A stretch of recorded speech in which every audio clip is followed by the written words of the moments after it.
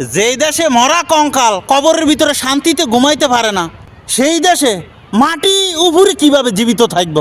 এই যে দেখো, আকাশ ভরা তারা, হোগা মারা সারা।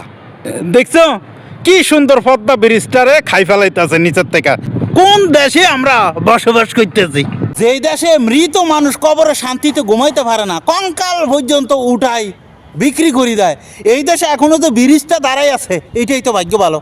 মেট্রো রেলে কোরবানির গরুর হাট বসায় আগেই মতি তলায় মেট্রো রেল পথে পথে করে দিছে। এগুলো জনগণের জন্যই তো করছে। যেই করুক, আওয়ামী লীগ করুক, বিএনপি করুক, জামায়াত করুক, আকাশ করুক, বাতাস করুক, জিন পরীরা করুক, আমাদের ভালোর জন্যই তো করছে। কিন্তু ফুল প্যাকেট ছোরের বাচ্চারা, ছোরেরা এগুলা খাই ফেলাইতেছে। আর এগুলোর সাথে মন্ত্রী এমপিরা হাত। যখন ধরা খায় তখন বলে যে আমি কিছু জানি না। আর আমাদের সড়ক মন্ত্রী, আরে বাবু রে বাবু, হে তো তারা কমেডিয়ান।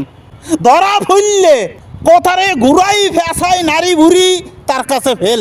সৃষ্টিকর্তা যে নারী বুড়ি দিচ্ছে আমাদের ফেটে, এই নারী বুড়ির ফ্যাস, জিলাপির ফ্যাসও তার কাছে ফেল, তার কথার কাছে।